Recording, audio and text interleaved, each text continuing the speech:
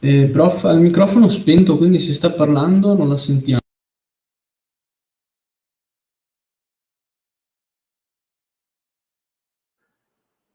Scusate, sorry, I always forget one of the things to set.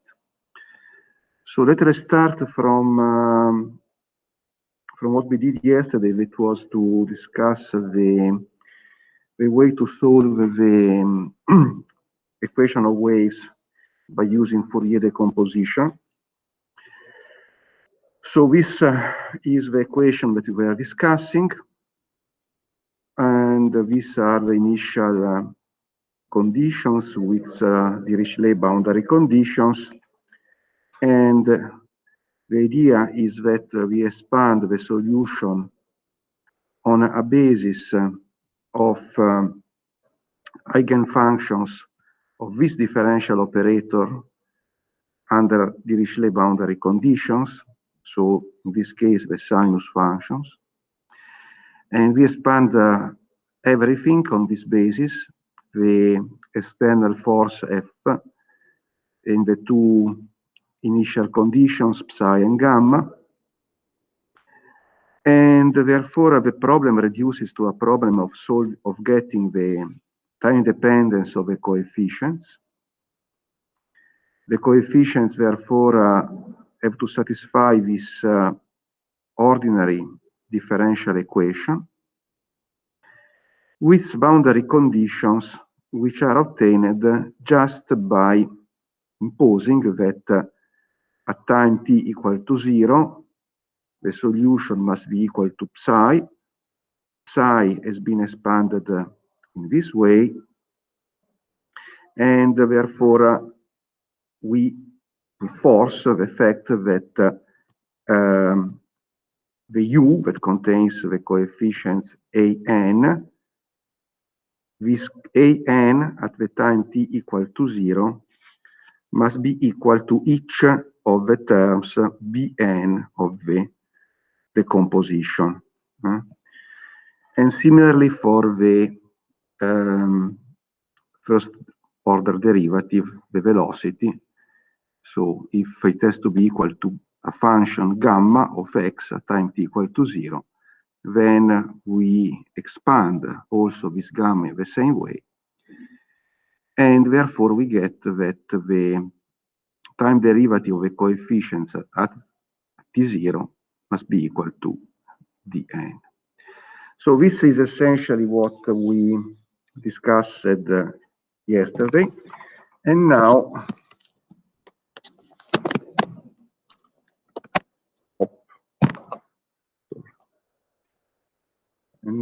if this was not closing by itself, it would be nice.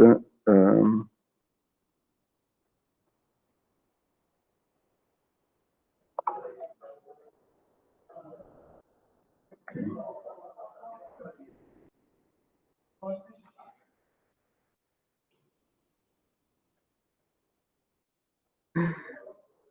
Oh gosh.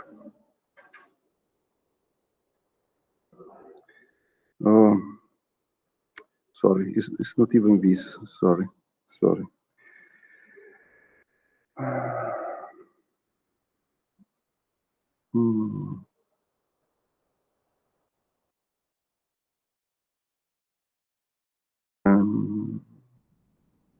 It is, yeah, it is this one, yeah.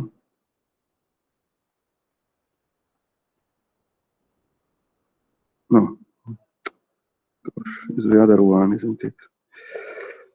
Oh, why it closed? So nice.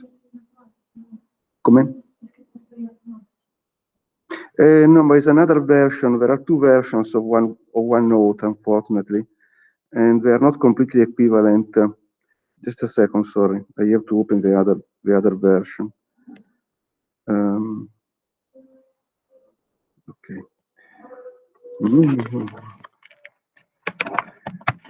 Sorry. Okay, one note. And the one that is open now is this one, I think, isn't it? And I wanted this one. Okay.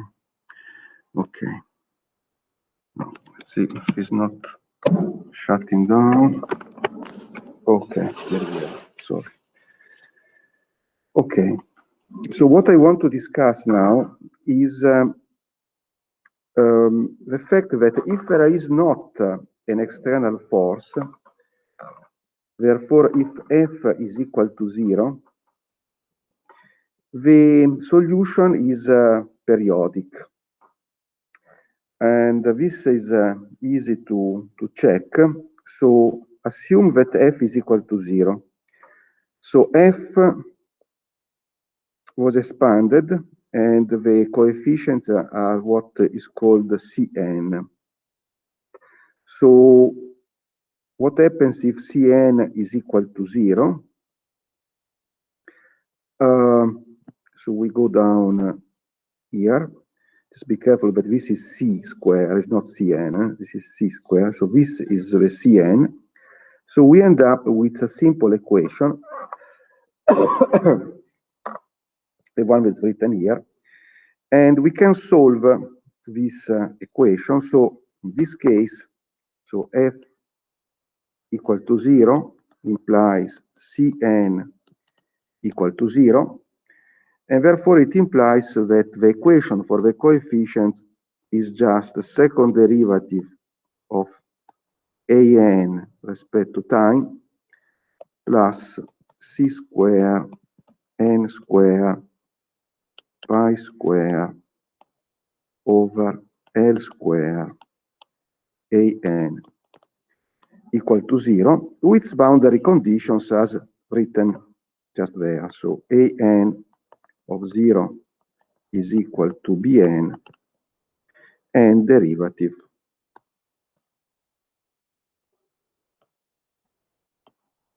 is equal to Dn. So of course the solution of this equation can be given in terms of sinus and cosinus. Let me just write the solution. The solution is An is equal to Bn, the sinus of, sorry, Bn the cosinus, sorry, let me, so,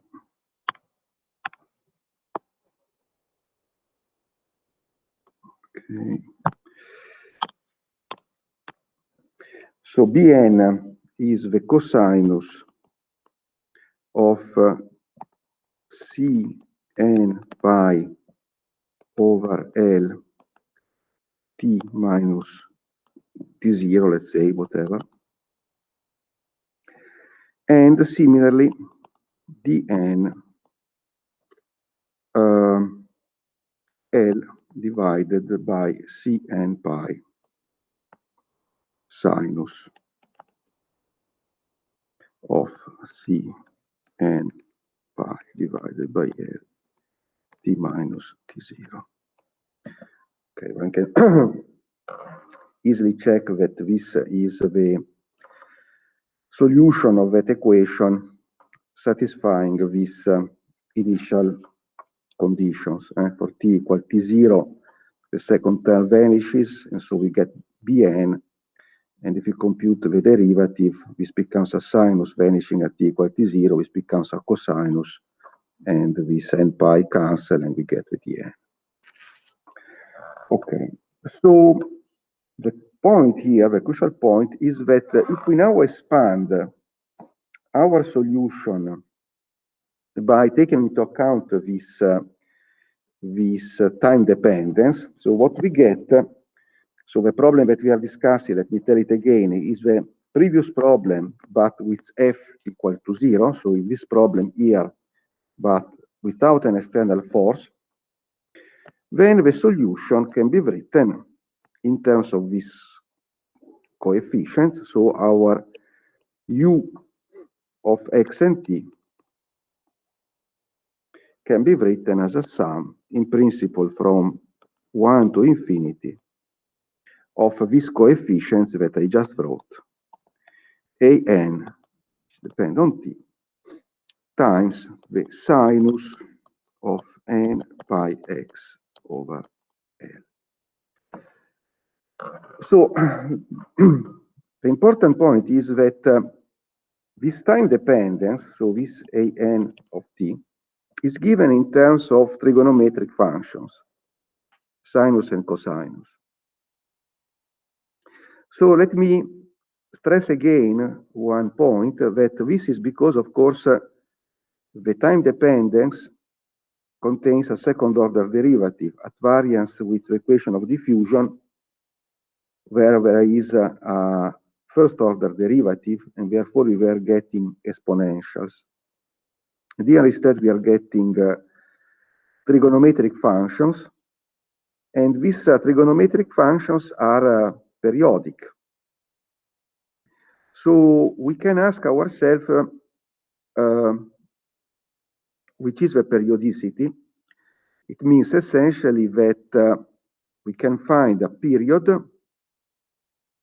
so that after that amount of time, so if we go from the time t to t plus the period, both the sinus and the cosinus, they go back to the original value, meaning that the argument is increased by 2 pi.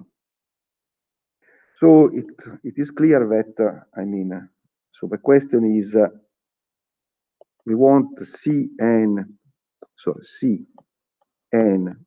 pi divided by L, t minus t0, to go into the same quantity, Cn pi over L, t minus t0,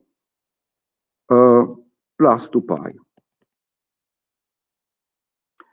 So in this way, we can relate this 2 pi with the period, and it's easy to find that the period t, the period t can be written as 2L divided by Cn. So this is the period for which each of these coefficients with a given n, go back to the same value, because we are adding a 2 pi to this argument and to this argument. So this tells that if we go from t to t plus this period, the coefficient an of t goes into, again, an of t plus t, but this remains the same, is still an of t. So this period that I have defined here depends on n. So it implies that actually only the component with n, given n, goes back to the original value. But on the other hand, if I consider the real period, let's call this period maybe Tn, that is more interesting. If now I take a period t, which is equal to T1, therefore is equal to T2L over C, we can notice that this period is an entire multiple of Tn. I can write this as nTn. Therefore, what I can claim is that if I wait a time t, this big T, which is equal to T1, then all the coefficients for each of the values of n, they go back to the initial value. And therefore, the entire solution is our u of t plus this big T, that becomes u of t. So there is a periodicity in the solution. Each of the coefficients is periodic with a period Tn, And of course, this would not be particularly relevant, would not have this sort of very important consequence if it was not that actually I can find a period T1 which is just a multiple of all the other periods, and therefore if I wait for this amount of time, the solution just go back to what it was before. And okay, so let me just remind you that the inverse of the period is the frequency. And sometimes you have also something which is called pulsation, which is 2 pi over t. And the 2 pi, of course, is an angle. So sometimes in the literature, you can find frequency, pulsation, sometimes the two terms are even mixed together. Okay. Fine. Okay.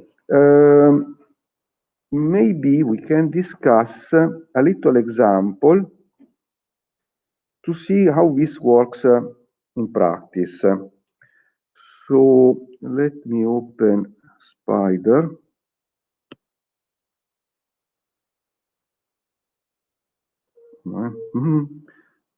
Yeah. Strange, why is it's not working properly today? It's not appearing the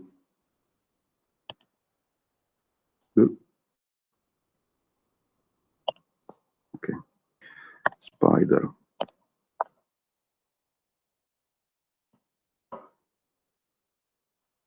So we want to show you a little example of how to use this Fourier technique to solve a specific problem, and we can see this idea of a periodicity, etc., etc. So the example is the example 7.3, and I have to share with you. Okay, sorry. Let me now, as soon as this is done, I will also share. Okay. So what I have to do to share, I have to go here, and I have to go to this Google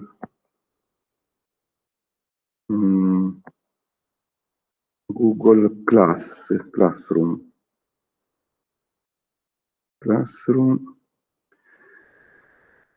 And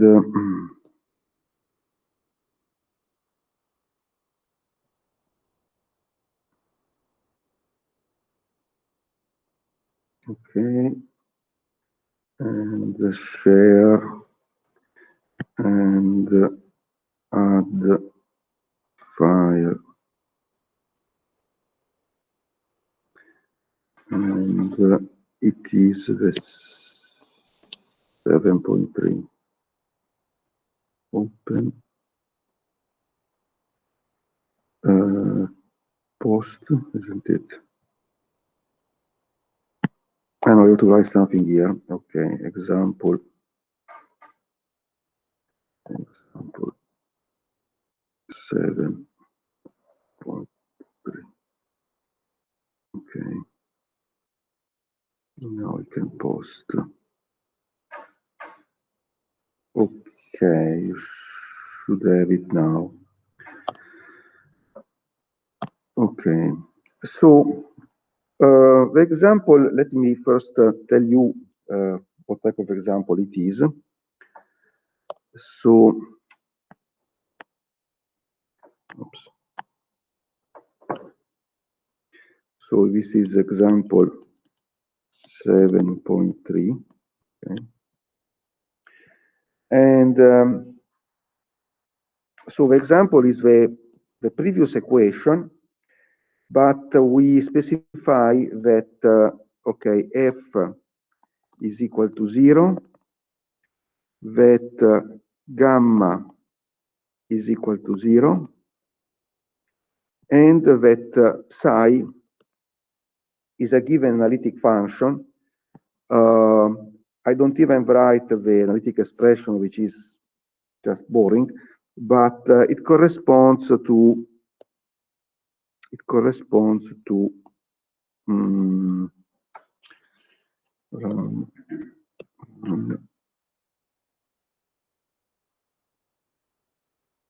is running. Yeah, it corresponds to this object here. So it's 0 in this region, and after you have two straight lines. And we can find in a moment how this is written in Python. Okay. So psi therefore is this sort of triangle. Okay. And we get explicit values for C, for L, etc. We take, for instance, L equal to 1 meter.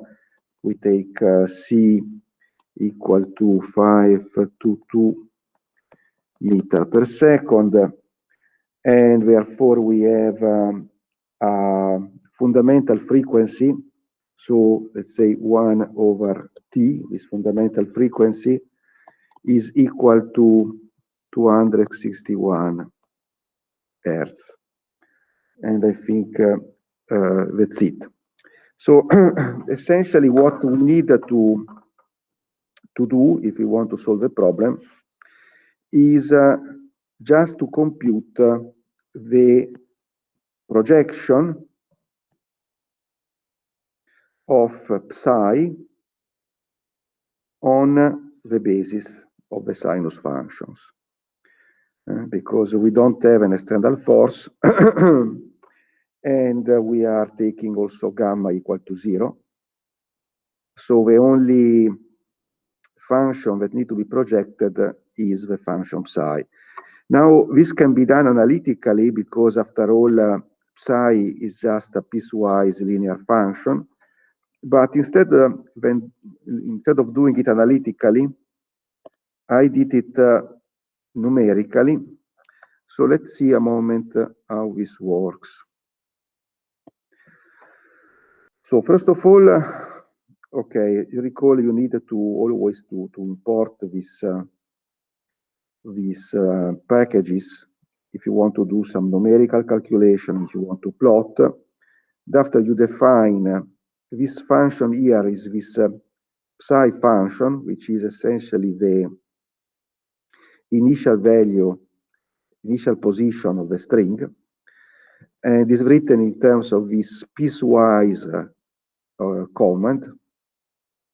Piecewise is quite handy because what you do essentially specify which are the different conditions that need to be satisfied, and after for each of the condition you provide the value of the function. So for instance, for x smaller than 0.4 you want 0, and after between 0.4 and 0.5 it is linear in this way.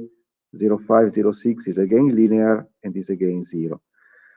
And let me remind you that it's very important that you put these two brackets here and here, because instead the logical hand will not work. Okay. So this is the definition of a function. And if I want to plot the function, I have to evaluate the function on a certain number of points on a grid. And so the grid is defined here. Grid is 101 points between 0 and 1, linearly spaced, equally spaced. And I have introduced this vfun, that is nothing but the vectorization of fun, so that I avoid a loop. I just write vfun of grid, and Python understand that this is a sequence of operations that can in principle be performed parallelizing the procedure, and so is faster. So what I do is just to tell Python to evaluate this function on each of the points of the grid, and I get fgrid. And after I plot. So to plot, I invoke this command plot. PLT is just the shorthand for this package. So inside this package, I take the command plot, and I have to give just the list of xi and the list of the yi. So it's grid and f grid. And this is what you get. Okay. Second step, we want to compute the projection on this basis of the functions that enter the differential equation. So in this case, we only have psi of x, which is this object here. And so I just need to compute the integral between 0 and L, here L is equal to 1, of the product of psi of x times each of the elements of the basis. And recall there is also normalization. If you make this projection, the sinus function are not normalized, you have to multiply by a 2 over L in order to normalize. Now L is equal to 1, so you just multiply by 2. So if you want to use this simple routine quadrature that is contained inside numerical Python, you have to provide, first of all, the function that you want to integrate. It is written here. So is 2 for normalization, this fun, which is this function psi, actually, multiplied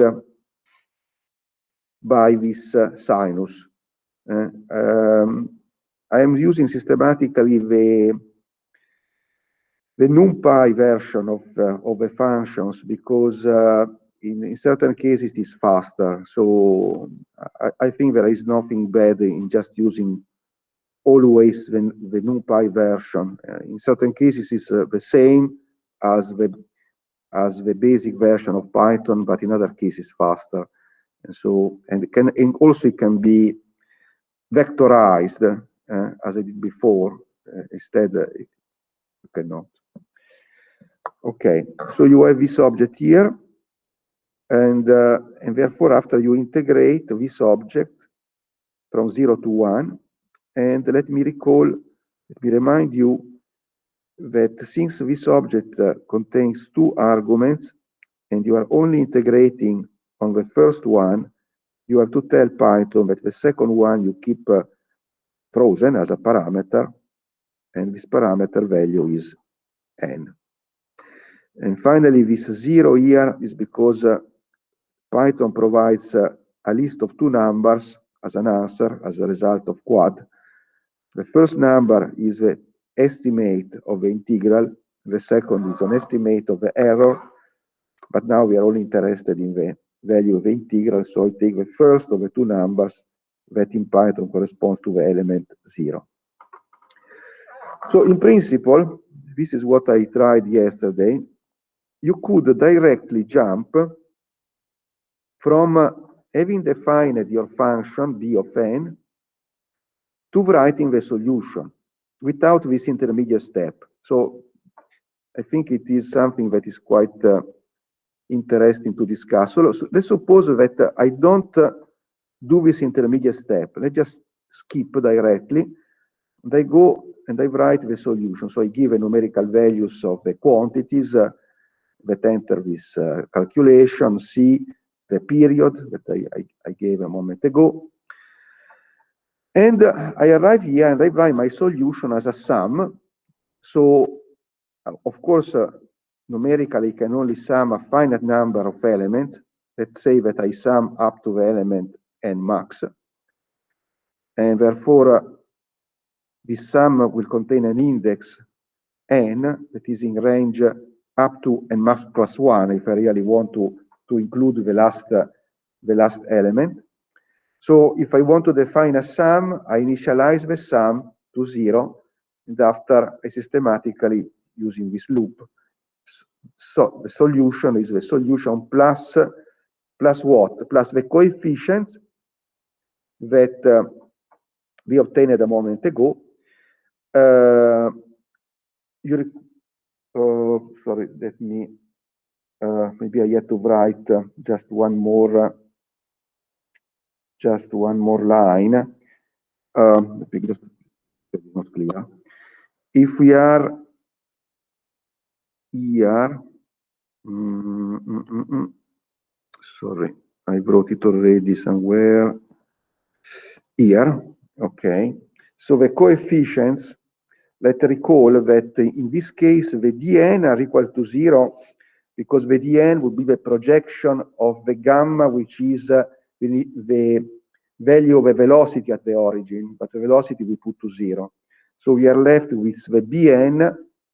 Okay, so the coefficient of the expansion of the solution on the given basis are the bn that we just computed times this cosinus. Okay, and L is 0 and T0 is 0. Okay, so we can go back here. So I have that cosinus that I mentioned a moment ago, multiplying the bn, and finally multiplying each of the elements of the basis. Is it okay what I'm saying? So this can be done, and instead of writing this TB, suppose that I have not really done this previous step, this intermediate step. Suppose that I just defined a function b of n. Okay, so here I could directly write b of n times. So you can do, and the program runs, I mean, there is no error, but it's extremely slow. Why is extremely slow? Essentially because you are computing this integral here, and you are computing the integral every time that you are invoking this line. So it is much faster if you compute all the needed integrals once, you store them somewhere, and after you just use the values of these integrals that you already wrote in a list. So you can try what happens if you introduce this intermediate step. Intermediate step corresponds to, I first compute all these projections that I needed, I put them in a list, and after I just need to use them.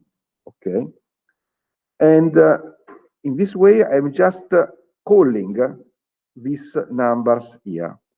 So this second procedure, as you will see, is much faster respect to the procedure in which when I arrive here, I go back and I compute the integral.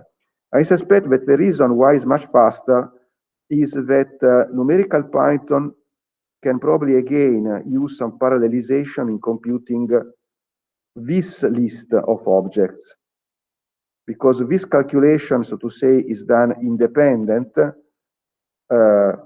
one element from the other, while if I do this calculation when I arrive here, of course, it does not know that this coefficient is defined always in the same way, and in principle, the first 200 coefficients could be computed in parallel. So you can try. Yesterday, I first wrote this without having introduced the list, and after I thought, let's try, and it's much faster.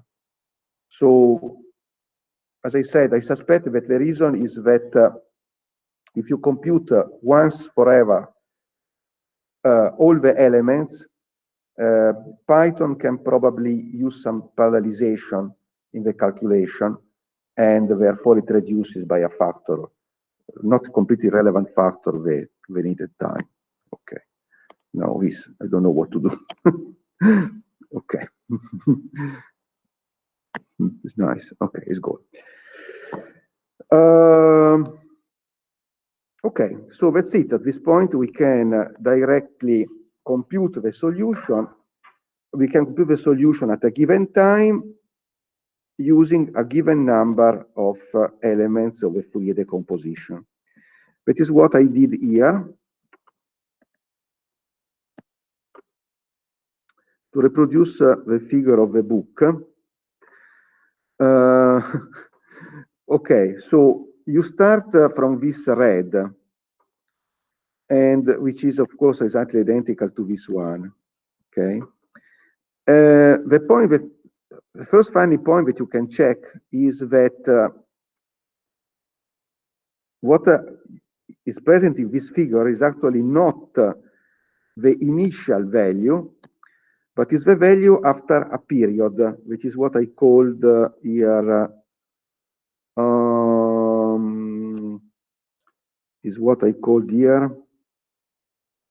this one. Yeah. So I am computing the solution after TF. TF is the period. And so what we check is that we get back exactly the initial value, the initial configuration of a string. And so essentially this can be seen either as the initial configuration or the configuration after one period. And after from here, you generate the two blue things. The two blue things corresponds to 1/8 of a period, this p-sol 8.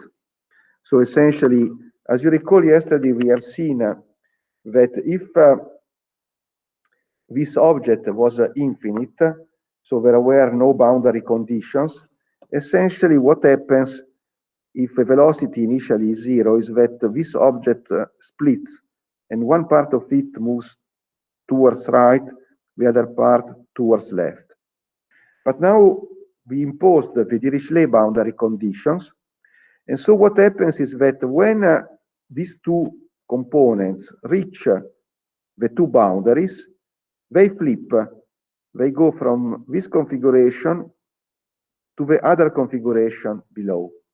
And after they move inward to recompose the same thing, but with reversed sign. And after essentially you move back and you go back exactly to the initial. There is something that I hope to be able to show you already, but I must admit I have not yet been able. With Mathematica, it was very simple to make a sort of animation. So I could divide, let's say, the period in a certain number of sub-periods, I don't know, 100 sub-periods. And at that point, we could see a sort of animation in which we see how the wave behaves in time. And I've noticed that inside Python, it is possible to do, but it's significantly more complicated than with Mathematica. So yesterday I spent a couple of hours trying to understand how to do an animation, but I have not yet really been able. I hope I will be able in some future, sometimes in the future. Okay, you can try yourself. I mean, inside this package, which is this matplotlib, there are already commands which are called animate. I must say that the examples provided were for me quite complicated, and therefore I still have to understand exactly how to do. In principle, should work a little bit similar to Mathematica. And from what I understand here, you prepare a sort of list of snapshots, and after you run through this list. But okay, there are little details that I still have to understand. So sorry for the moment. I just reproduced the figure of the book, but it would be much better if you could have an animation. If you are able to do, you will tell me. Okay. Okay, so this was concerning this first little example. And the next thing that I want to do at this point, okay, so this essentially is about the Fourier decomposition, how we solve the equation of waves by using Fourier decomposition. So now instead I want to use the finite elements technique. So okay, I don't know, it doesn't matter so much. So let's go from Fourier to finite elements. The other page.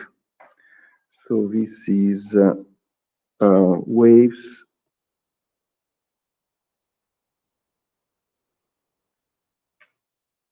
finite element.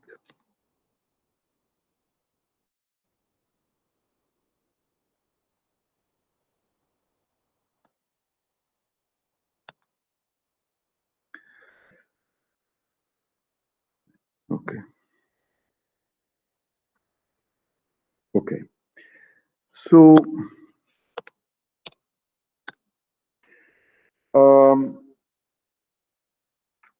which can be the difficulties in solving numerically the equation of waves? The point is that in the case of the equation of diffusion, you recall that we could start from an initial distribution of temperatures, for instance, which was very irregular, but very rapidly the temperature distribution becomes much more regular. The reason, as I mentioned many times, is that if we make, for instance, a Fourier decomposition, all of the components with n larger than 1 goes to 0 much faster than the component with n equal to 1. And so essentially the solution will very rapidly be dominated by the Fourier components with the smallest possible value of n, so will be extremely smooth. This is not true in the case of the equation of waves. So it means that, of course, we, in principle, have to introduce enough points not to lose information concerning possible irregularities, possible jumps in the solution. There is a little example of the book. It is relatively interesting. The example is, let's take the two equations, the equation of diffusion and the equation of the waves, and assume that everything else is just the same. For instance, we provide exactly the same initial configuration, and we are imposing Dirichlet boundary conditions in both cases. And so what happens, let me just plot this little example here. So in both cases, let's say we start from something like this. But if this is the problem of, I mean, if we use this object here as our psi of x, and if what we are solving is the equation of diffusion, what happens is that these kinky points, they are smoothed, and you start getting a Gaussian, or similar to a Gaussian in a sense, something like this. And the Gaussian becomes smaller, smoother, and whatever with time. Okay. So essentially, you immediately smooth out these two singular points, and the solution remains very, very regular, evolving in time. Instead, if you do exactly the same, but in the case of the equation of waves, so you start again from this object. But as we have seen, what happens is that after a short amount of time, we get something which is essentially similar to this and to this. And after we still keep moving this one to the right, the other one to the left, it will bounce on the Dirichlet boundary conditions, and we get what we have seen a moment ago. So these singular points here, points where, for instance, the first derivative is discontinuous, they are preserved. There is absolutely no smoothing. And that's the reason why, after a period, we go back exactly to the initial configuration. Okay, so this, so to say, tells us about the fact that if we want to trace accurately the solution of an equation of waves, in general, we have to put enough points so to be able to not to lose the control on these singularities. While in the case of the equation of diffusion, as you recall, there were other problems. The problems were associated with the fact that the equation of diffusion, the time dependence, was a stiff differential equation. Exactly for the reason that some of the components of the Fourier decomposition are going to zero much faster than other components. And so, because it was a stiff differential equation, it was much better to resort to the, not the Taggart-Euler, but the Backward-Euler technique that, of course, is in general more complicated. Okay, so after this little discussion, let me start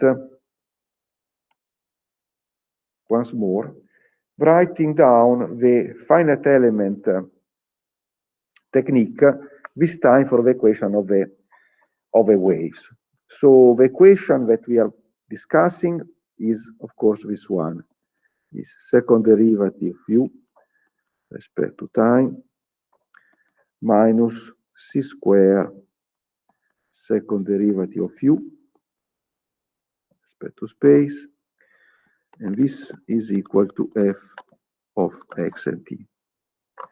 And we can, in general, put to initial values u of x and t0 is equal to psi of x, and derivative of u respect to time, again at x and t0, is equal to gamma of x. And we are considering for the moment the Dirichlet boundary conditions. So u x equal to 0 and time is equal to 0, and u of x equal to L and time is equal to 0.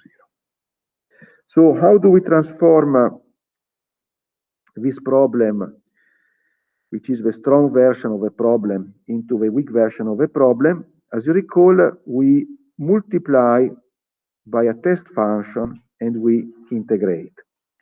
So it means that we take this equation and we multiply this equation by a test function v, similarly here, and we integrate from 0 to L,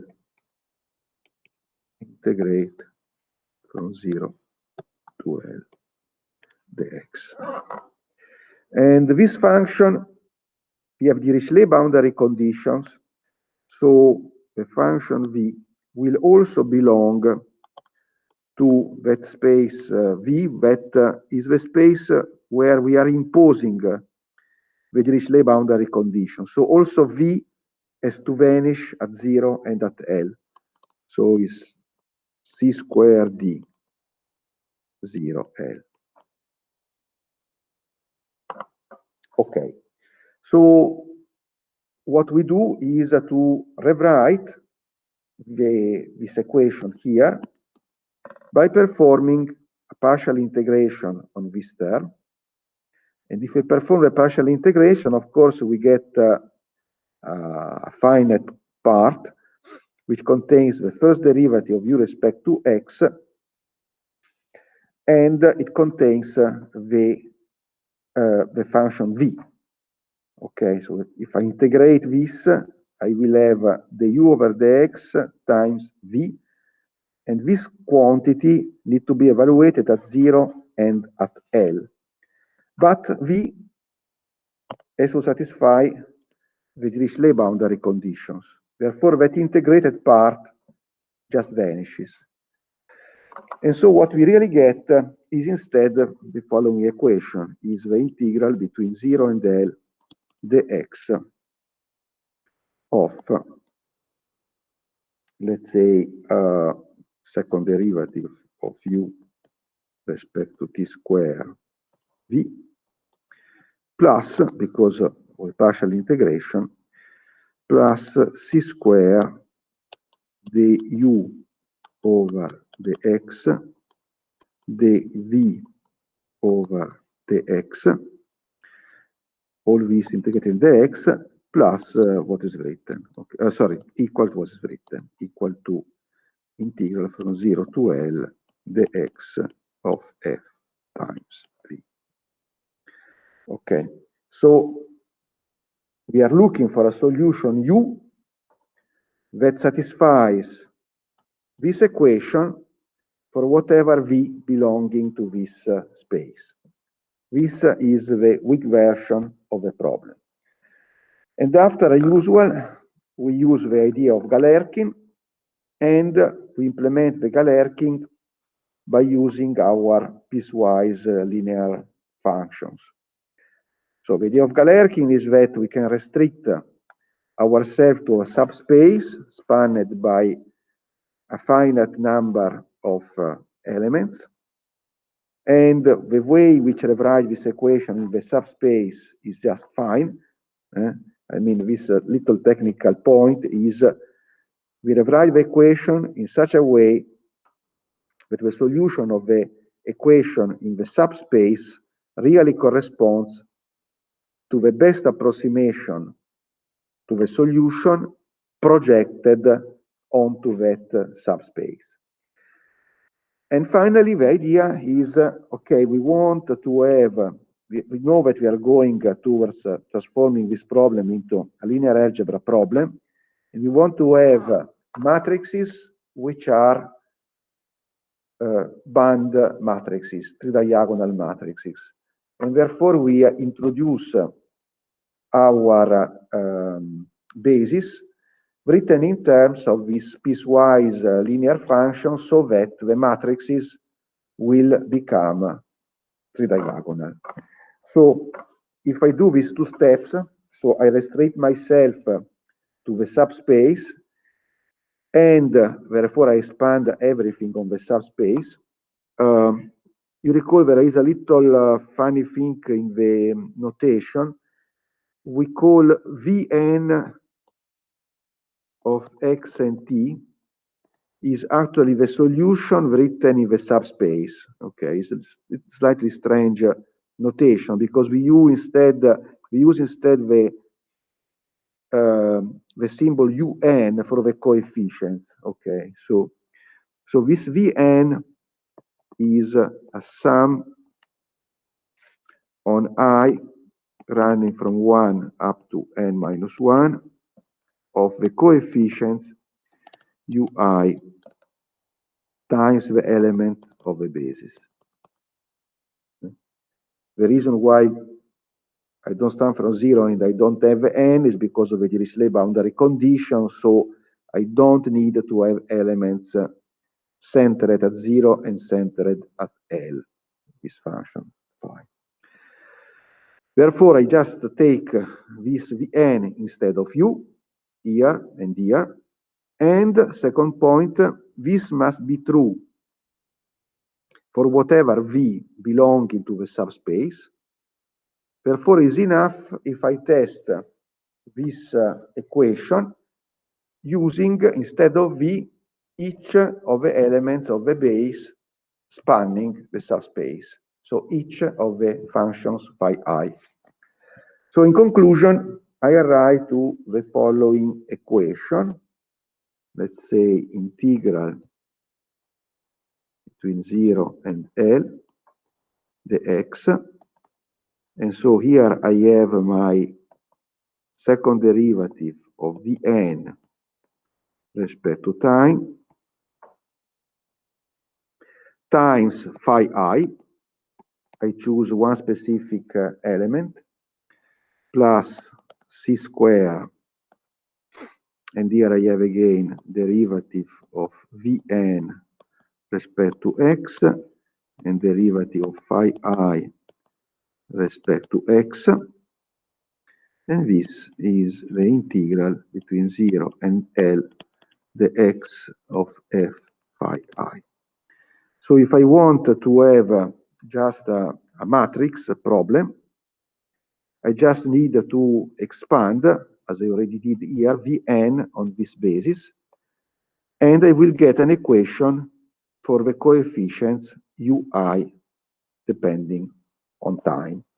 So if I do this step, I get, so Vn is expanding this way. Let's call this index J instead of, okay, this is the index J.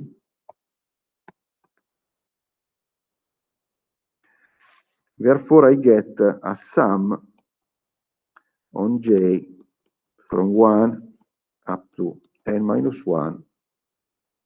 Therefore, in the first term, I just have a derivative with respect to time of the coefficients that I write here.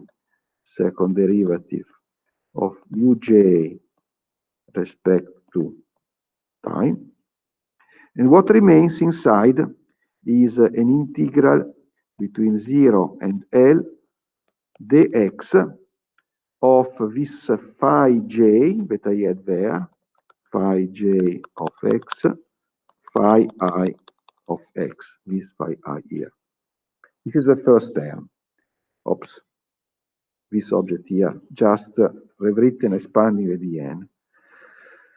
Can do the same for the other term, plus a sum j from 1 up to n minus 1. And in this expansion, I have a coefficients which I can take out. So I get something like uj. It will depend on time, of course, okay?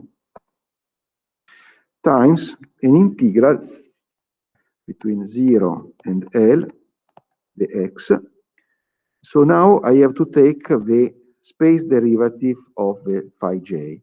So it is d phi j over the x, d phi I over the x. So this is the second term. And this is just equal to this last object, and the last object I, okay, can rewrite whatever, integral between 0 and dx of phi I. Okay. So what I need to determine are these coefficients, uj, and it's quite clear that I can introduce matrices, essentially this block here, and this other block here. And I call this matrix here the matrix M. And I call these elements, let's say, Mij. And this is a matrix K. They call the elements Kij. And therefore, I get, let me just write, sum on J from 1 and minus 1. And, okay, I can write, let's say, Mij, this derivative, J over time, plus sum 1 to n minus 1, and I have a Kij, the uj, and this is equal to this quantity. I can call this quantity, let's say, fi. So this can be written in matrix form. I mean, this is the elements of the matrix M, the elements of the matrix K, and as usual, I can introduce a vector U, let's say, that contains U1, U2, Un minus 1, and a vector F that contains F1, F2, Fn minus 1. And therefore, this equation can also be written, let's say, as M. It is a matrix n times n minus 1 times n minus 1, applied on this column, which has a length n minus 1, and therefore it is second derivative of this column respect to time. plus the other matrix K applied to U. And this is equal to F.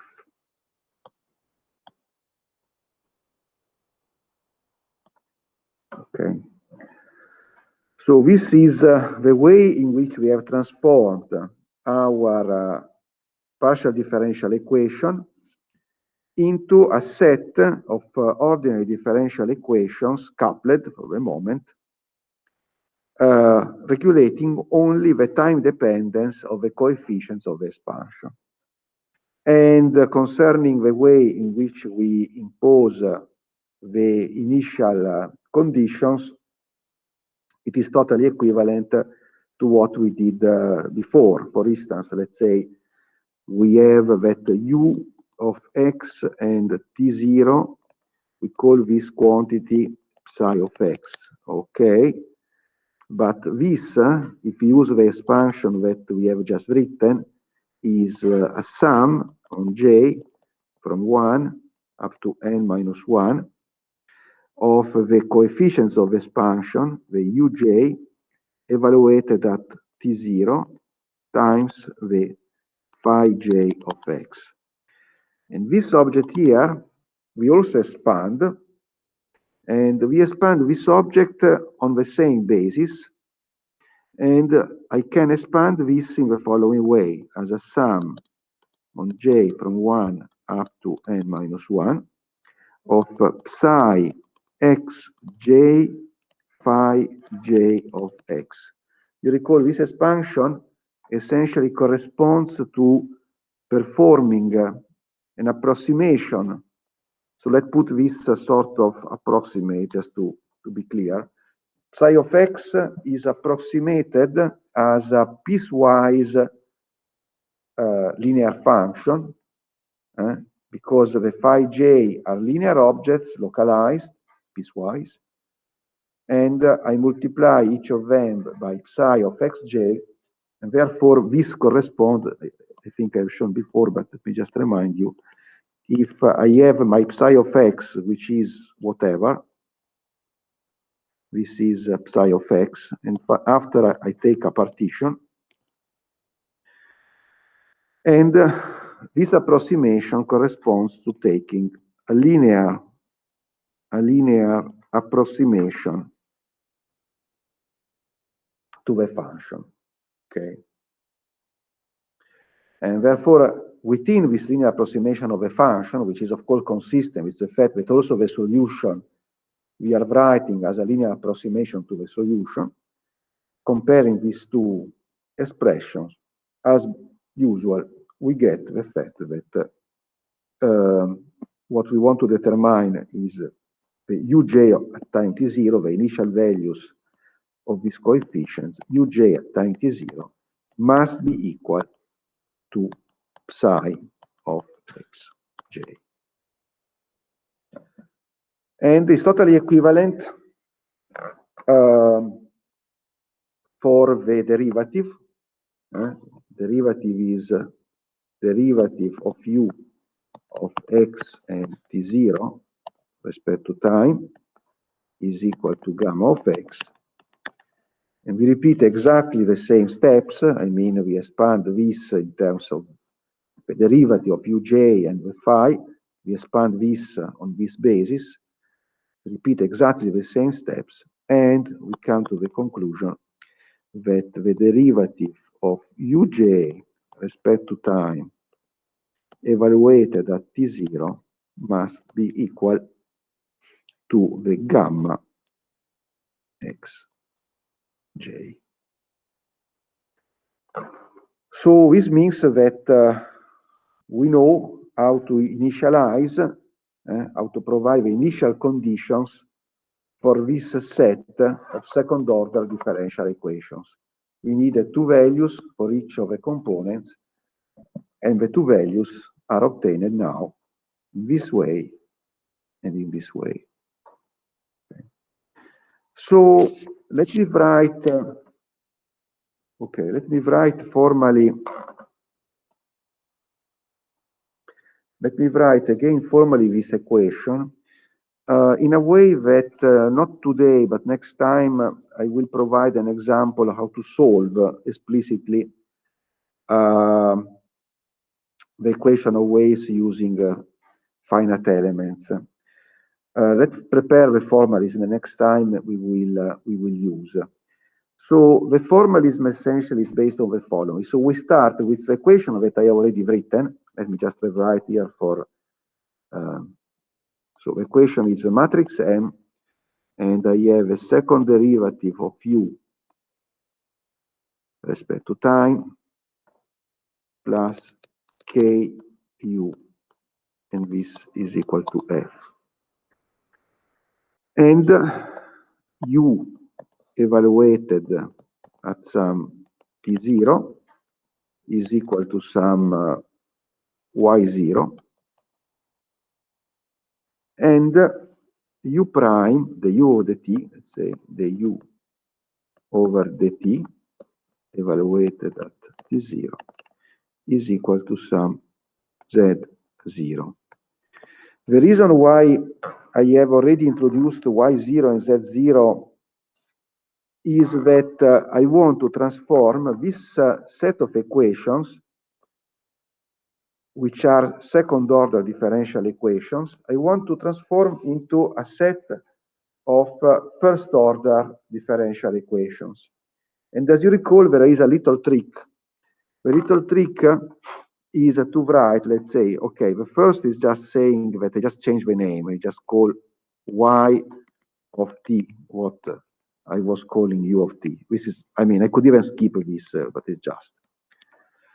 Instead, I call Z of T the derivative, the du over the T. Because this way, so to say, I have doubled the number of degrees of freedom, introducing as separate degrees of freedom the u, okay, that I already had, and the velocities, the derivative of the u. So now both y and z, they satisfy coupled first order differential equations. So which differential equations? Okay. The first differential equation is just the definition of z.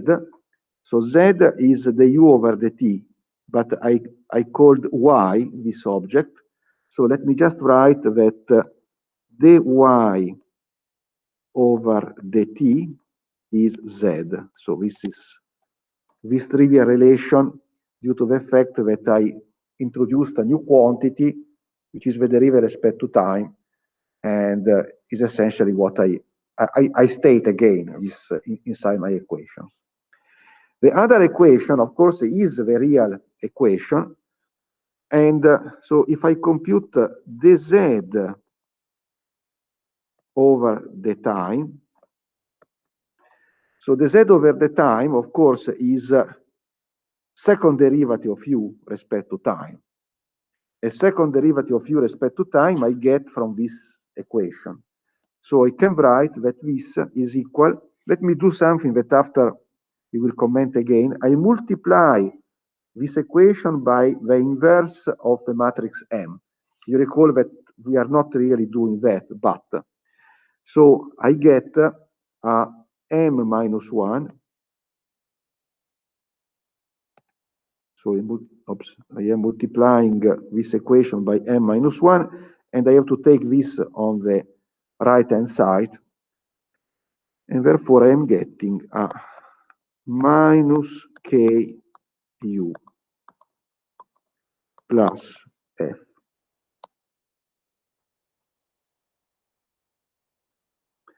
Together with the two previous conditions that I already expressed. I mean, together with the fact that Y evaluated at T0 is Y0, and of course, Z evaluated at T0 is Z0.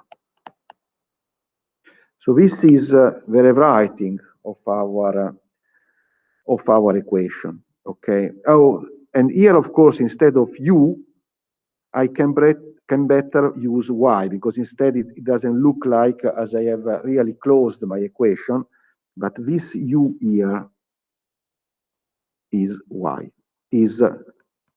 yes. Okay. So this object here, it's not really needed, but just to be completely clear, I have a product of two matrices, m-1 and minus k, applied on y. So this, if I like, I can just notice that is a matrix A applied to y plus m-1 multiplying f, and this is some g. Okay. So in this way, I have transformed my set of second-order differential equations into a set of twice as many first-order differential equations. Points. How do we solve? So the simplest way of solving would be to use some sort of Euler technique. So suppose that I want to use some Euler technique, and take, for instance, the first equation. If I use the direct Euler technique, I would write something as y evaluated at time I plus 1 is equal to y evaluated at I plus delta t, which is my time interval, multiplying z. Zi, of course.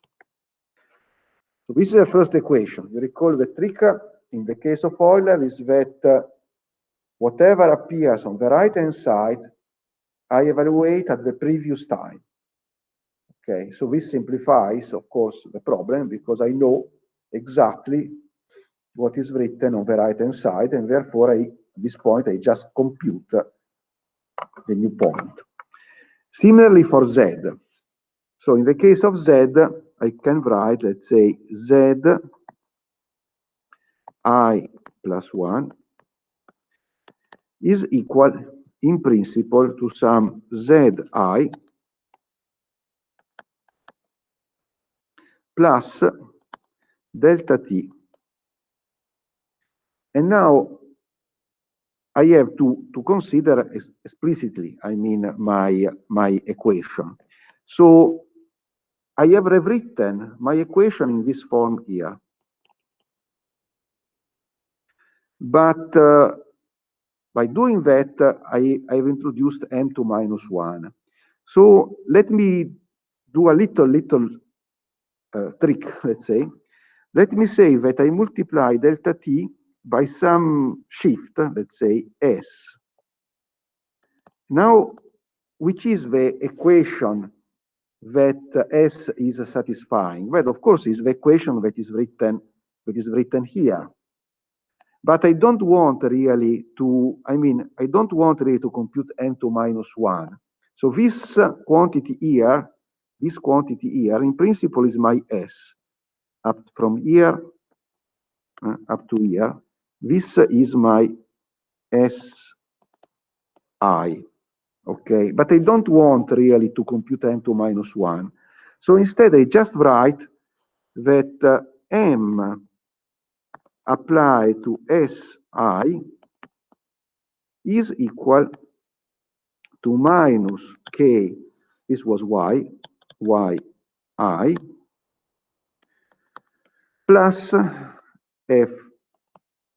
fi. So you see, what I have done is very trivial.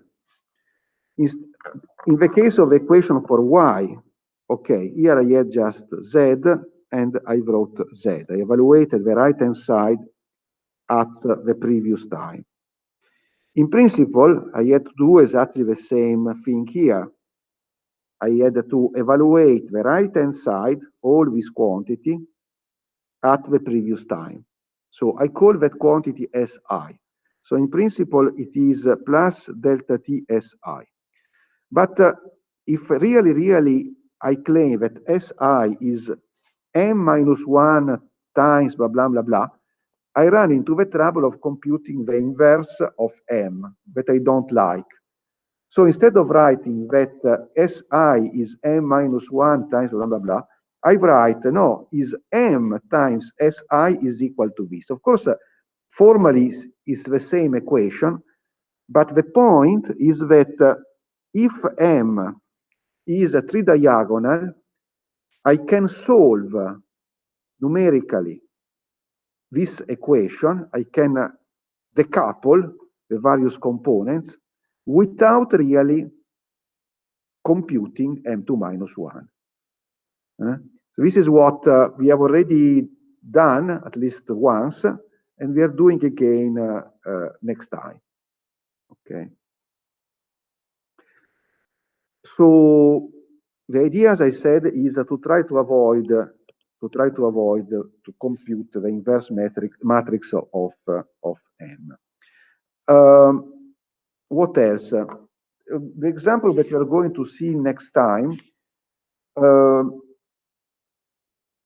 we will see essentially that if we try to solve really using just direct Euler, is really not good, not efficient, in the sense that I would have to choose a very, very small time step in order to avoid that the solution diverges. You recall that when we discussed many lessons ago, the direct Euler is a very simple technique, but on the other hand, it just evaluates, so to say, the derivative at the previous step, and therefore it easily loses control of the solution. Instead, we introduced the Runge-Kutta technique, in particular Runge-Kutta 4, which is much more stable. It provides corrections which stabilizes the solution.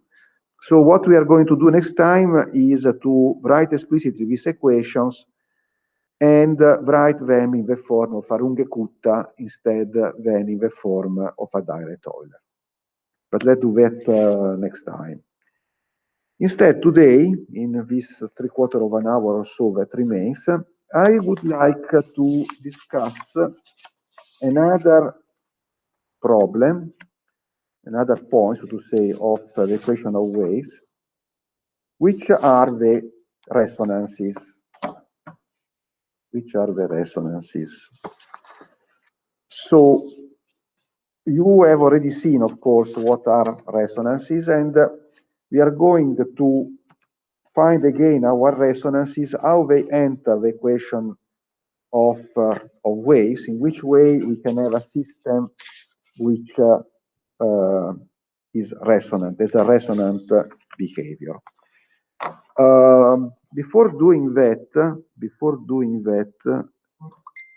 I need to, sorry, why this is bumpy? Okay, whatever. Before doing that, let me spend 10 minutes or so by writing the solution of ordinary differential equation of second order in a specific form that after we are going to use. So let me just do this little preliminary work here. So the preliminary work is second order ordinary differential equation. Okay. So because this form is very handy for what we are going to discuss concerning the resonances. So what I want to write, what I want to find, is the solution of the following equation: second derivative of u respect to time plus theta square u equal to f of t. Of course, this is handy because this is the type of equation that we have to solve when we study the time dependence of the coefficients using, for instance, the Fourier decomposition. And we can have initial conditions u of t0 is equal to alpha and du over dt t0 is equal to beta. Okay. So we want to write explicitly the solution of this equation, and we can resort to a little trick that we already used more or less previously. We can write the solution as the sum of two objects. The first object is an object in which I put f equal to 0 and alpha and beta are different from 0. And the second object, vice versa, I put alpha and beta equal to 0 and f is different from 0. So let me write, let's say, first an equation which is a second derivative of u1 respect to time plus theta square u1 equal to 0, with u1 of t0 equal to alpha and u1 du1 over dt of t0 equal to beta. And the other equation instead will be second derivative of u respect to time plus theta square, let's call this u2, maybe u2 equal to f of t, and u of u2 of t0. I don't know how to stop this. It's horrible. There's no way of stopping. Okay. Okay. Maybe I can put in the pocket with less noise. Okay. Put in the floor.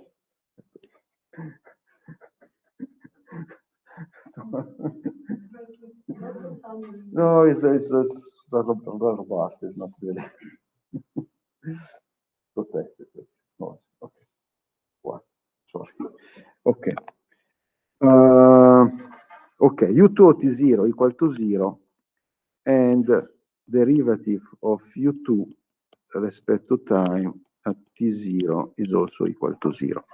So if we solve separately the equation for u1 and for u2, after we can write the u as the sum of u1 plus u2. As usual, we use the effect that everything is linear, and therefore we just add together, and if I solve both equations, also use the solution of the first equation. Okay. So the solution of the equation for u1 is very simple, because of course we know that the solution of the equation, the homogeneous equation u1 second plus theta square u1 are sinus and cosinus. So I just have to impose that the two conditions at alpha and beta. So I just write the solution u1 of t is equal to alpha cosinus of theta t minus t0 plus beta over theta sinus of theta t minus t0. Okay, you can check immediately that this is the solution. Let me spend 5 minutes in solving instead the second equation for u2, because it is not homogeneous. So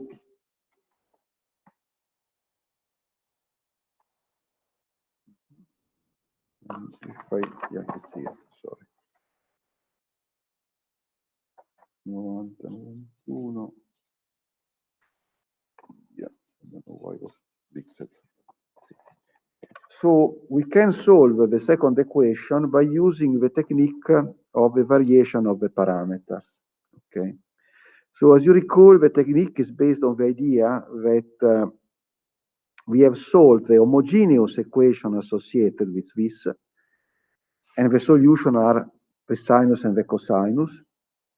And we write a general function that is a linear combination of the solutions of the homogeneous equation with coefficients depending on time.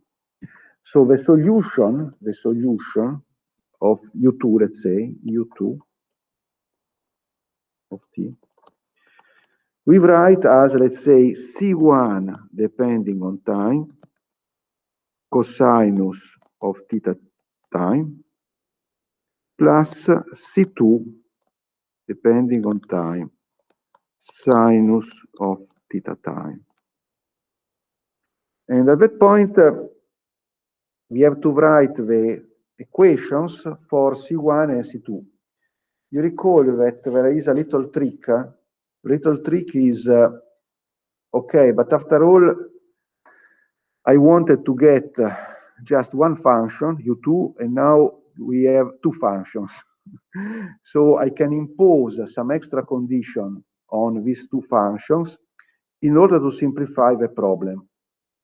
And in particular, sorry, I don't want when I compute the derivatives to end up with derivatives containing the second derivative of C1 or of C2. So I essentially impose the following. If I take the first derivative of U2, of course I have four terms. I differentiate C1, the cosinus, C2, the sinus. So what I do is to impose that the two terms that contain the derivative of C1 and the derivative of C2, they add together to 0. So in conclusion, this sort of auxiliary condition reads derivative of C1 respect to time cosinus of theta t plus derivative of C2 respect to time sinus of theta t is equal to 0. So this is the auxiliary condition. And now, if I differentiate again, this time it means essentially that in the second derivative, I will not, as I said, get terms containing the second derivative of C1 and of C2. And moreover, I recall that the sinus and the cosinus are already solution of the homogeneous equation. And when I put these two information together, I arrive at the following equation, minus, let's say, minus dc1 over dt. And here I am differentiating the cosinus, so I get minus theta sinus of theta t. And from the second one, I get a plus dc2 over time, theta, and differentiating the sinus, cosinus of theta t, and this is really equal to f of t. Okay, so these are the two first order differential equations for C1 and C2 that I have to solve my problem. They are still coupled, but it's very easy to decouple these two equations. You can, for instance, you want to get rid of, let's say, C2, so you multiply the first equation by theta cosinus of theta t, and the second equation by sinus of theta t, and you subtract, and the dc2 over dt just cancel out, and blah, blah.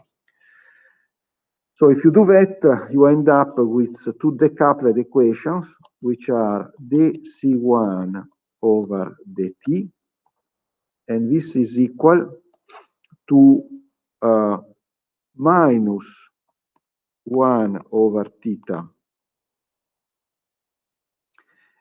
f of t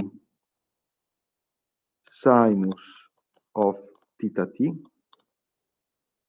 and the other is dc2 over dt is instead equal to 1 over theta f of t, and this is a cosinus of theta t. Okay, and okay, so recall that the problem that we are discussing now, the problem for this U2, is a problem in which we want that the function and the derivative vanish at t equal to 0.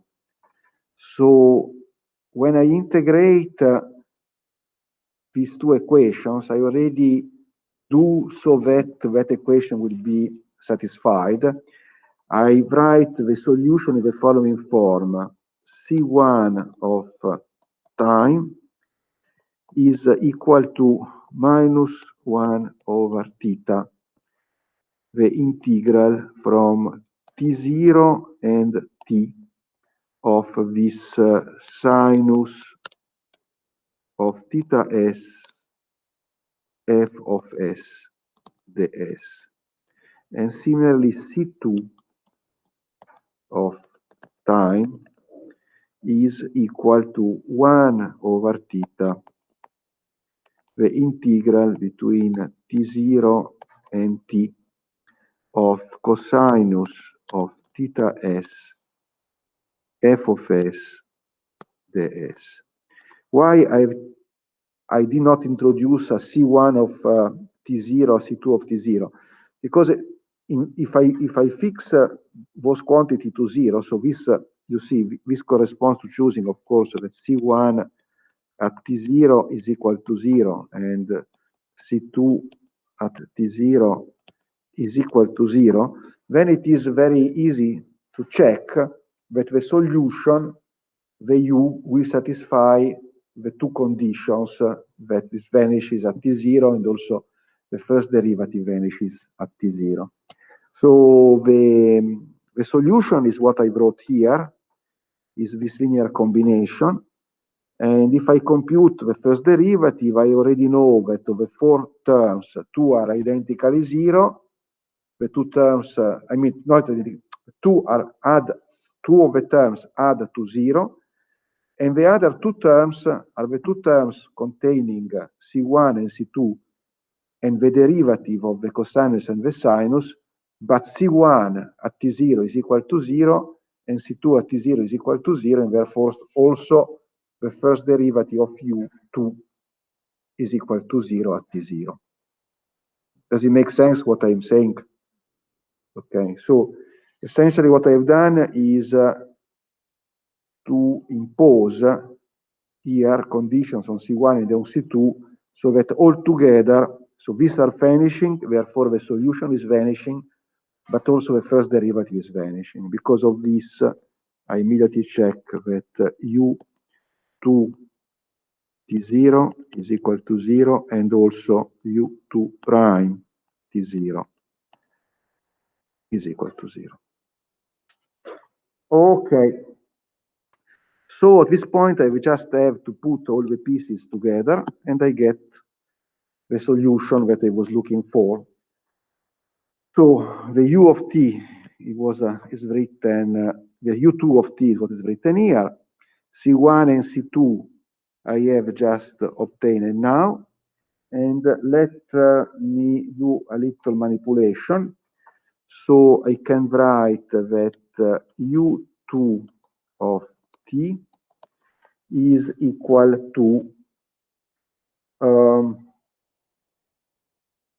let me skip a few steps because it's just boring. I mean, you plug and you have to use a little algebra. Okay, the little algebra is just that you get a sinus of theta t cosinus of theta s minus cosinus of theta t sinus of theta s, and this is a sinus of theta t minus s, and this type of things.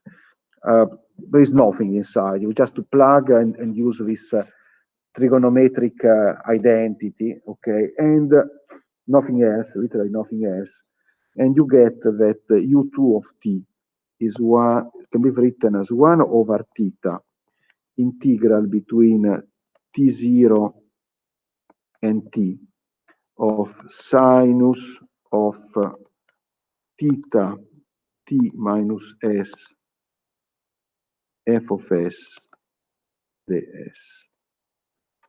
Okay. And so globally, we have the solution of the original equation. What happened now? I don't know. Okay. Still is there. Okay. The solution of the original equation, our u of t, is the sum of u1 and of u2. So let me just write is alpha cosinus of theta t minus t0 plus beta over theta sinus of theta t minus t0, and this was the u1 plus the u2, 1 over theta, the integral between t0 and t of sinus of theta t minus s f of s ds. Okay. This is what I needed in order to discuss resonances. Okay. So let's go back to the problem that we wanted to discuss. We wanted to discuss in which way resonances can develop in the equation of waves. And essentially, there are two ways by which they can develop. And let me on the page, we call this resonances.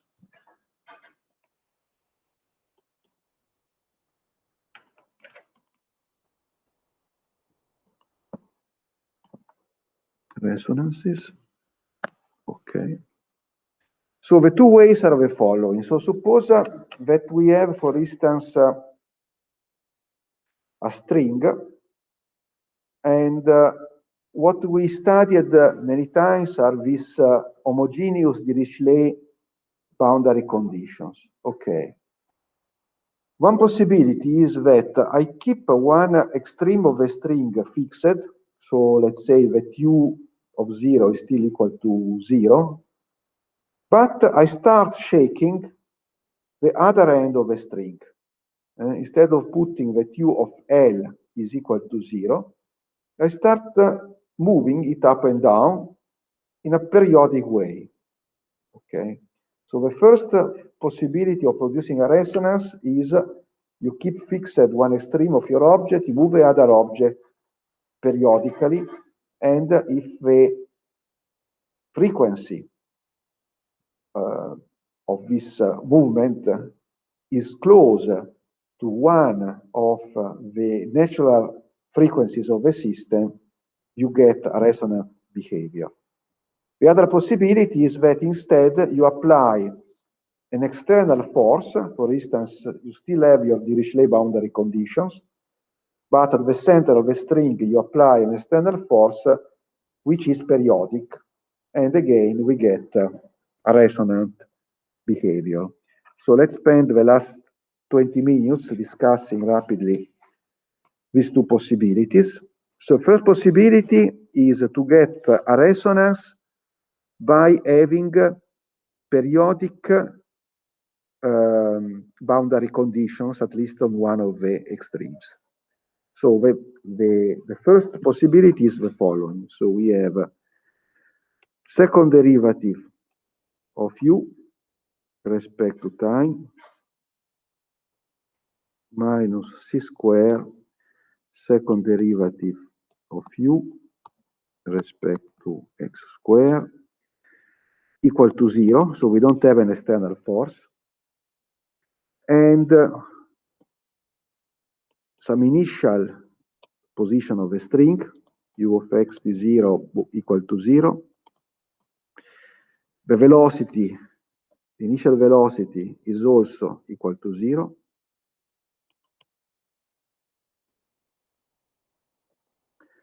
And on one side, we keep the Dirichlet, homogeneous Dirichlet boundary condition, so we don't move the string, t is equal to 0.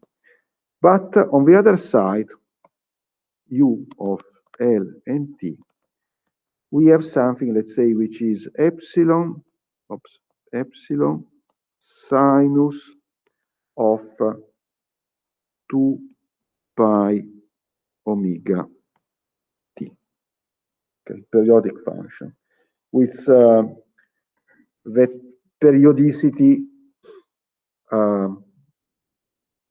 equal to omega is 2 pi over t, so t is a period is 2 pi over omega.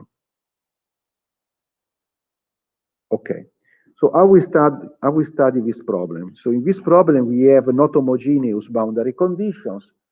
So as usual we have to make a sort of translation of the solution.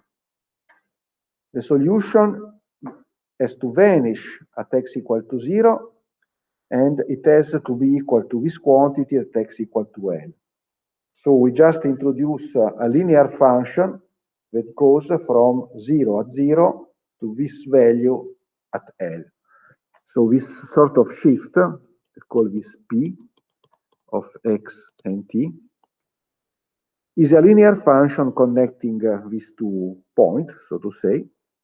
And for simplicity, following the book, let's take L equal 1, so that this simplifies a little bit the formula. It doesn't matter very much, really, but okay.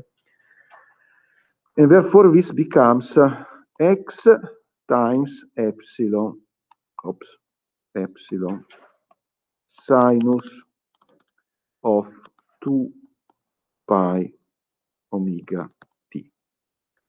Therefore, now we introduce a new equation for the quantity V. V is equal to the solution U minus P. Okay.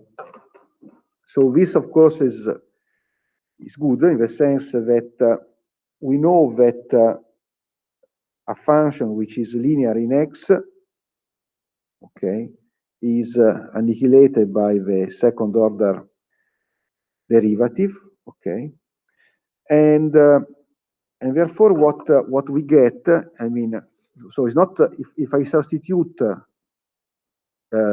the v inside, okay, can you also write, let's say u, of course, is equal to v plus p.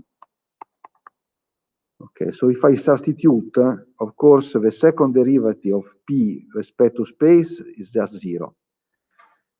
Instead, I will get something which is the second derivative of p respect to time.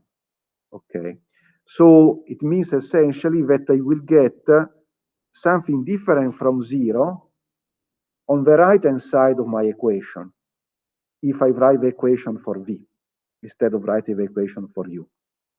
So the equation for v satisfies the following, satisfies second derivative of v respect to time.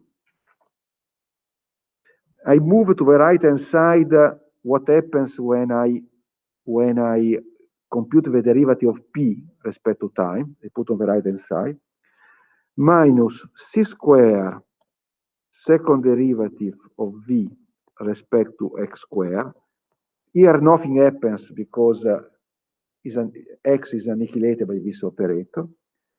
And what I have on the right-hand side is essentially the second derivative of p respect to time. Okay, that is again a sinus with a minus sign, so I put on the other side, I get a plus. And the second derivative gives a 2 pi omega squared. So this means that I get 4 pi squared omega squared epsilon x sinus of 2 pi omega t. Okay. So this is now my, let's say, f of x and t of the problems that we discussed many times. What about what about the other conditions? Okay, so let's start from the value of a function at t0. Let's choose t0. Sorry, let's choose t0 equal to 0. Okay. So if I choose t0 equal to 0, so the sinus of 2 pi omega 0 is 0. So it means that v of x and 0 is still equal to 0. But the derivative respect to time, not, because I have to compute the derivative respect to time of the p, and the p is this object, and I get a contribution if I take the derivative respect to time. So what I get instead is that the derivative of v respect to time, x0, is essentially the derivative of p respect to time. And so I get if I bring it on the right hand side, I get a minus 2 pi omega epsilon x, because what I get is a cosinus evaluated at 0 and the 2 pi omega and the x epsilon that I had in front. Okay. So this equation I am getting just by substituting instead of u, I put v plus p. And I know that the derivative of u is 0, and I move on the right hand side the term that I get from the derivative of p. Okay. And finally, what remains? The conditions, the boundary conditions for v, and of course these are simple, because the condition for v at the origin is not modified because p is also vanishing at the origin, and the condition for v at L, well, is exactly the reason why I introduced p. So u at L was equal to this quantity, but this quantity, the p, for x equal to 1 is exactly equal to this, so of course they cancel. So concerning v, what I get is that v of x equal to 0, t is equal to 0, and v of x equal to L and t is also equal to 0. Okay. Fine. So now I am back to something that we know how to solve, in the sense that we have the Dirichlet boundary conditions, and therefore we know that our functions, the basis, are sinus of n pi x, and the solution of this equation of the v of x and t, I can just write as a sum from 1 to infinity of coefficients a n of t, sinus of my n pi x, because the sinus of n pi x are the eigenfunctions of the differential operator, time-independent differential operator, under the Dirichlet boundary conditions. Okay. Fine. So, which are now the equations for an? As usual, I take this expression, I substitute into the differential equation, so I expand everything on the basis of the sine n pi x. And if I do this expansion, I end up with the equations for the coefficients. Second derivative of an respect to time plus c square n square pi square an. And here what I have to write is, of course, the projection on this basis of a function f of x and t. And let's call, as usual, this quantity Cn. Cn depending on time in this case, with initial values an of 0 is equal to 0, and dan over the time is not 0 because the v over the t is not 0, is minus 2 pi omega epsilon x, etc. So I have to project also this object onto my basis. And after the projection, I will get some coefficient that I call Bn. Okay.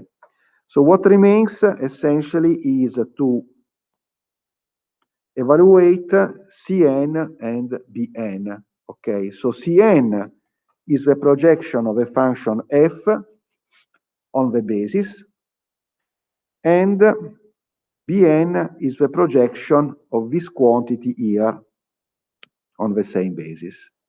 Okay, let me skip the evaluation of these two integrals.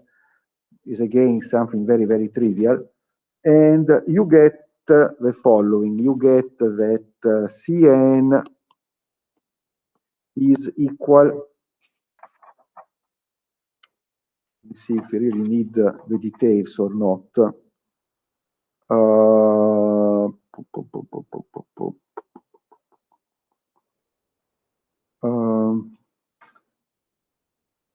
I think that we don't really need no, we need, sorry, we need, okay, maybe it's better, yeah. Yeah, okay, so let's write the Cn is equal to a number, En, that I'm going to define in a moment, times sinus of 2 pi omega t, okay? Crucial part, of course, it depends on time. Why it depends on time? Because the function f depends on time. So when I project the f on the basis, I get the coefficients depending on time. And this En is a number, okay? This En is 8 pi square, sorry, is 8 pi omega square epsilon, and after there is a minus 1 power n plus 1 divided by n. Okay, whatever. And similarly, the Bn, which are the projection of this other object here on the same basis, can also be evaluated. Bn is equal to 4 omega epsilon minus 1 power n divided by n. Okay. So let's go back to where we are. So we are here, and so now we have evaluated explicitly the Cn and the Bn. So if we compare a moment with what we did just a second ago, we solved explicitly this equation here, which was an equation, second order, with an f of t, and after there was something for alpha and something for beta. This is clearly exactly the same equation that we are discussing now. Okay, the f has become essentially the projection of the new f on that basis, these Cn coefficients, and this beta are exactly what I just computed. So we can use directly the form of that solution. I skip some little details because are not particularly crucial, I think. And therefore, the solution of this equation here, the solution for the An, if you compare with the other equation, you compare this equation here, where is gone now? Here, if you compare this equation here with the one that you obtained before, and you get the following relation, that what was called alpha before now is 0. That was called beta is now Bn. What was called theta is Cn pi. And finally, the f of t is are the Cn of t. So we just use the previous form, okay, and we get we write the solution. So the solution is the following: is an of t is equal, okay, just a little bit lengthy, is equal to 4 omega epsilon minus 1 power n divided by c n square pi sinus of c n pi t. This first term is not the term that will be at the origin of the resonance. Is the second term. The second term is 8 omega square epsilon minus 1 n plus 1 divided by c n square. And here there is an integral between 0 and t, the t is missing in the book, of sinus of c n pi t minus s times sinus of 2 pi omega s ds. Okay, this is quite boring. I mean, it's just the substitution inside that expression that you obtained before of all these terms that we have derived in our case. So what really matters here is this second piece, because the first piece provides time dependence that is nothing particularly dramatic. But the second piece contains this integral. And the integral, this integral here, can be computed, and you get the following. You get 2 divided by pi c square n square minus 4 omega square multiplying c n over 2 sinus of 2 pi omega t minus omega sinus of c n pi t. So what we are computing are this a n of t. The a n of t are the coefficients of a Fourier decomposition. These coefficients contain 2 pieces. A first piece that will not generate any resonance, and this second coefficient where there is this integral. The integral can be evaluated in this way. Now, why this is interesting? Because what happens in the case in which omega goes to 1/2 Cn.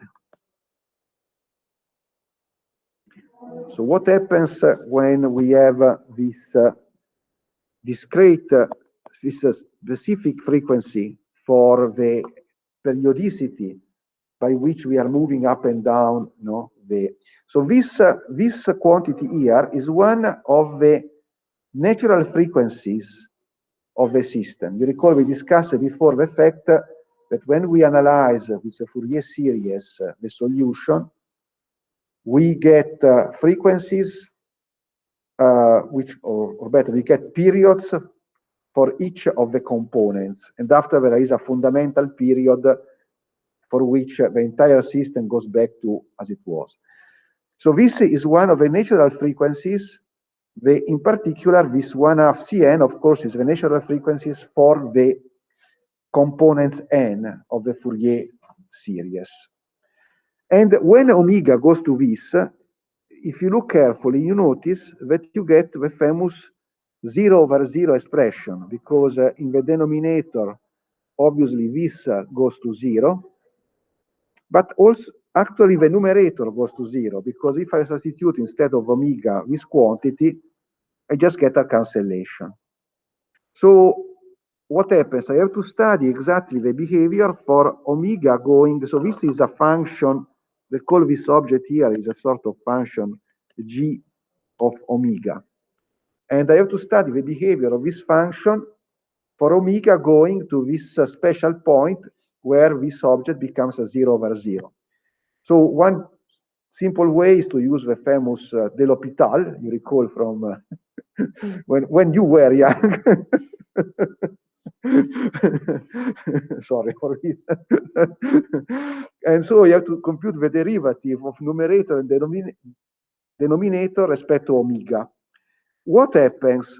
The denominator, if I derive respect to omega, I just get omega linear, nothing special.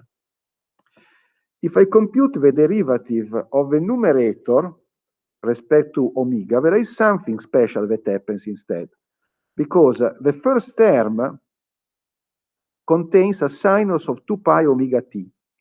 So when I take the derivative respect to omega, I will factor a t. In the second term, not, because in the second term, I just get a minus sinus of blah, blah, blah, blah. But in the first term, when I compute the derivative, I get a term which is linear in t. And therefore, this means that when, oh gosh, okay. When I take this limit, this quantity, which is essentially one of the factors inside an, is linear in time. Therefore, is increasing systematically in time. So what I'm getting is that an of t behaves for omega going to 1/2 Cn linearly in time. It just increases over and over in time. Of course, this is what happens when I am sitting exactly on that frequency. If I am close to that frequency, that specific component of the Fourier becomes dominant respect to the other ones. Okay, I think I will not really discuss the other case. It's very, very similar. The other case is the case where you apply an external force, but it's very similar discussion. You can maybe have a look in the book. The equations are very similar. And actually, from what we did, you already recognize that you must get the same result, because the point is that we solved this problem by shifting the solution. And by shifting the solution, we have in reality introduced a sort of external force which is periodic. So it is clear that exactly the same can be done directly, introducing an external force which is periodic, and you get equivalently the resonant behavior. Okay, was it clear? Do you have any question from home?